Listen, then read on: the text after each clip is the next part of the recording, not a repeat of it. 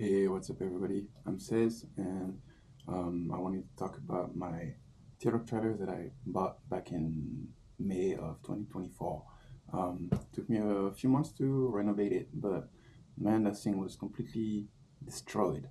And once you see the work I've done to it, you'll see that it's totally worth it buying an old trailer and renovating it by yourself, and then you get to enjoy a cool vintage trailer for a third of the price, if not even less than that, than buying a brand new one that doesn't have that much charm. So yeah, the renovating process was very new to me. I had never done this before. All right. So here we are. Here's my little theater trailer, and the way this whole thing started was because my little brother came to visit the United States for the first time in his life, and me and my girlfriend have a camper van, and my brother was coming with his girlfriend, and so we were like, man, we wanna do some national park, and um, we were wondering like how we gonna just leave the four people in a van. Also, like setting up camp is not something very practical. Like having them sleep in a tent, it's doable, but we had so much stuff to carry around. We will need to take some bicycles, and so we started looking for trailers online, like on OfferUp. And so we found this trailer for $1,000, and it was like, wow, we need to get this thing like right now. We texted the guy, and yeah, I went and looked at it, and honestly, I knew there was going to be a lot of work to be done, but I put it at my friend's house, and I started working on it. So we took the whole thing apart, literally went down to a bare frame, and there was everything you see right now. There was nothing left on it. So for those of you who are like on the fence about buying an old trailer and doing some work to it, the only thing I have to say is you're gonna have to allocate some time to do that, and it's not always easy when you're also working. And like, obviously I live in California, so the weather is not a problem, but for some people that might be something you want to consider. I did the whole thing. I painted the whole trailer. You know, did a rust conversion on the frame. Set up a whole new plywood. All the wood is brand new. So yeah, let's take a look. I'll open it right now. So you guys like this, and I think it's got a lot of room. I still haven't put a hatch on it, but this is really cool. And my little brother got to sleep in it with his girlfriend. And we wanted to keep it as original as possible, and that was part of why I got some issues, because the fitting, it got complicated. But all in all, this thing is really cool, and I will never sell it. I love it. All right, so today we're gonna take this little cute trailer. We're gonna take it camping. I want to take the bicycle with me, so it's a perfect thing to just take your bikes with you. Because as you guys might know, a bike rack on a camper van is, for the nice ones, probably around $1,000, and I paid $1,000 for this trailer. I'm excited to take this thing on a new adventure. All right, it's still looking pretty good. I cleaned it yesterday quickly, and here's my little buddy Joopy. For those of you who've never seen him, hey, where's he going like that? He knows something's up. It does not want to be left out. A deviation from the script. You have to quickly come to your senses and readily accept the change. Everything is going as it should.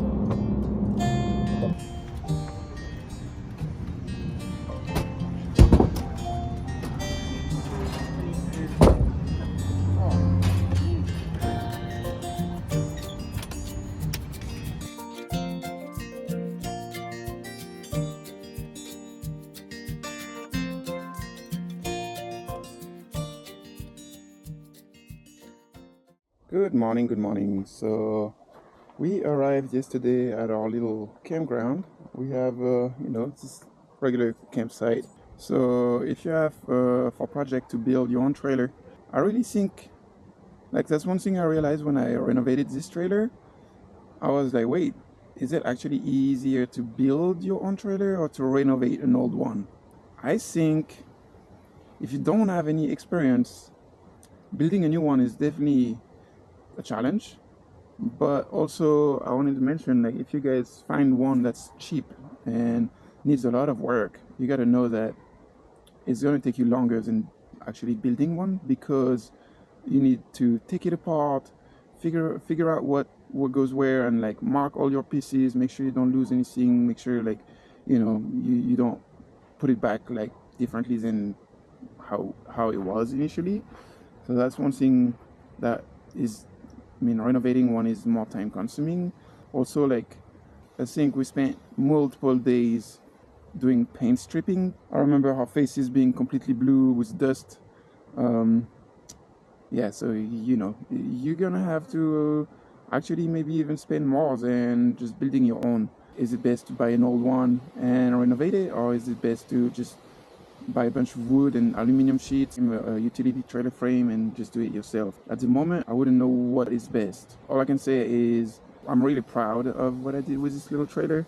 And it's also like super cool having something that's like really old and putting it back on the road. I think it's from 1952. So yeah, you see like 73 years old. I think it's like 30 times older than me almost. When you have something old that you've put a lot of care into it, people are like, wait, how did that thing make it up to this day and it still looks great? You're like, well, yeah, that's what I'm talking about when I say when you're gonna have an old trailer, you're gonna develop some new skills, and I think it's part of the charm of having one because it makes you a better person and it makes you not be like a consumerist. It makes you somebody that can take care of his own shit. Like, oh well, my door is falling off, so I'm just gonna sell it. No, I'm not gonna sell it. I'm gonna fix this thing up, and I'm gonna make it even sturdier than it was before. So that's kind of like how I look at things, and I think this applies in a lot of things. Like it applies in your relationship. Like when things are not going too well, you can be like, hey, you know what? We're gonna fix that, because a lot of people don't know how to do that in life anymore. I feel like it's all like, what's next? What's next? I want something new. I want something new. No, things don't last if you don't take care of them. So here's something that gave me a really, really hard time, and it was scraping those old wheels from all the layers of paint that was on it. And I think there was probably like about 7 layers of paint. I mean, I can remember like gray, white, yellow, blue, another blue, some orange, and then I guess I put some white on it. But like I wanted to have those wheels like look like really smooth, and it was, man, like basically one of the things that took, I didn't know how to remove the paint from the wheel, especially because it's kind of like it has a round shape and there's a bunch of spots on it that are really hard to access. So I was like, how are we gonna do that? And I started with putting paint stripper and then scratching it with sandpaper, but everything by hand. I think I did almost an entire wheel like that until I realized, what if I took a wire brush? And then that helped a little bit, but it was still very hard. So if I have one advice, if you ever need to do paint stripping on your wheels, on some old rims, and you have like multiple layers of paint, I ended up taking a chisel and scraping the whole thing away. And then once I did that, it went away like super fast. So I was like, hell yeah, I figured it out. So that's it. That's one little advice for you guys. If you've ever used those little trailer lights that they sell at Arbor Freight or U-Haul for about like $30, that's what I put on my trailer. Just those little lights like that. They're quite cheap, and when something is cheap, usually, obviously, it's not the best quality. So yesterday, as I was getting ready to leave, I'm realizing I don't have lights. My lights were out and not working. So that means no blinkers, no brake lights, and no tail lights at night. So I kind of rushed my way here because I didn't want to end up like driving at night with no lights on my trailer. we basically arrived here at like 6:20 when sunset was at 6 o'clock. So just on time. And I could see a lot of cops on the road and people were getting pulled over. And I'm like, well, maybe on the next one. And this morning, I'm like, all right, what's the problem here? What happened is a little pin that you connect to the camper van was broken. So initially it was bent, and I tried to put it back to straight, and then it broke off. So I was like, oh well, damn. But this morning I basically used a razor blade to cut through the plastic and get the wire out of the connection, and then I just pretty much extended the little wire so that it can touch the connection on the van, and that worked out just fine. Now I have blinkers and taillights and everything works for my way back. So yeah, sometimes you gotta know how to improvise, just so that you can stay safe on the road. So at one point during the renovation, me and my friend, we were thinking like, hey, it would be nice if that trailer could be a little higher, because as you can see, I have like barely 6 inches at the back of it. So sometimes I'll be driving and coming out of parking lots, mostly it's like scraping the ground. So yeah, I don't really like that, but I go slow, and usually it's not a big deal. But I'm sure the bottom of that bumper has no more paint on it, that's for sure. So we had thought with my friend, like we could maybe, like, how people switch those suspension, and they basically revert the whole thing. But what happened is that if I did that, my wheel would end up like being pretty much halfway through here.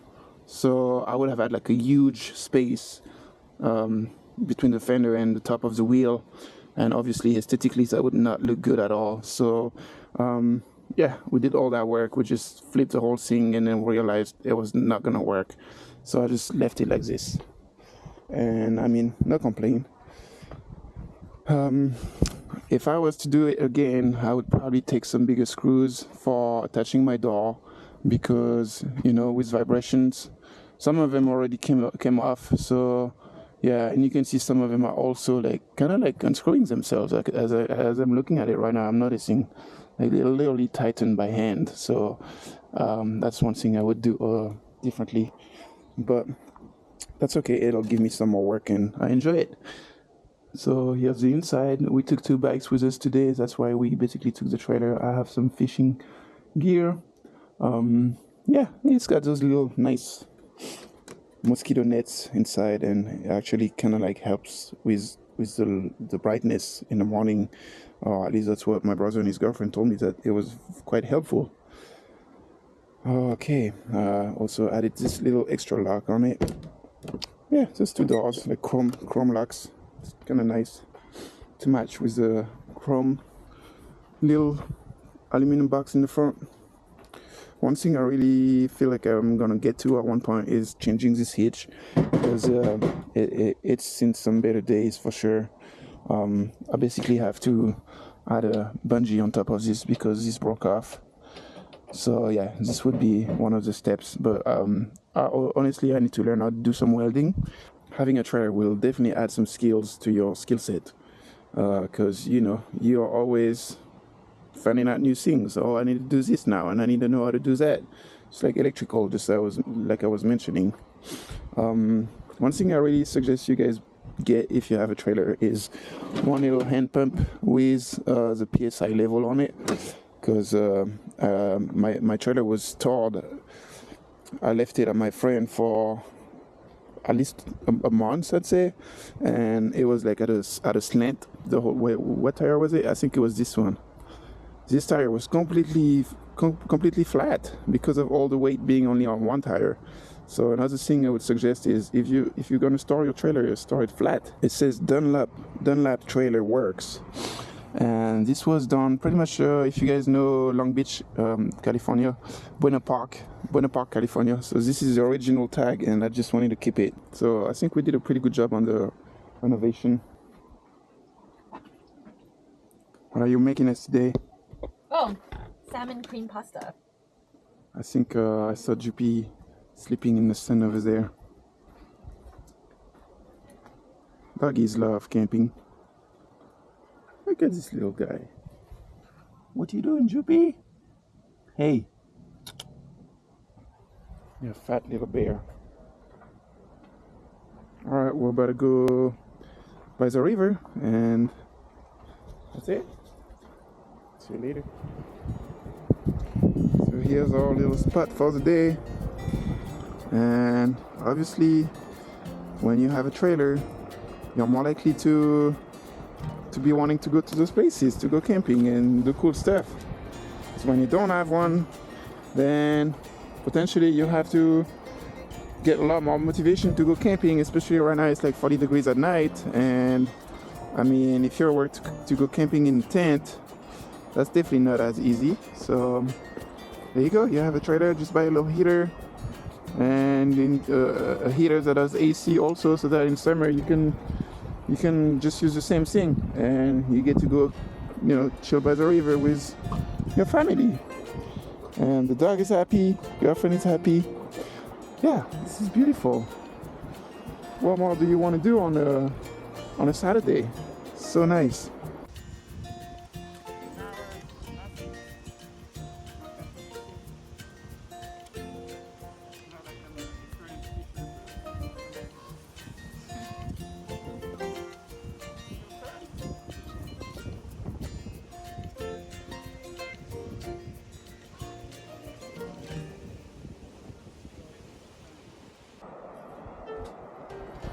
Alright, so that was it for today, and I did not catch any fish for my little family of bears. I know this is supposed to be a video about teardrop trailers, but you can't talk about teardrop trailers without talking about camping, so that's why I just had to show you guys what we did today, and we had fun, and it's the whole thing.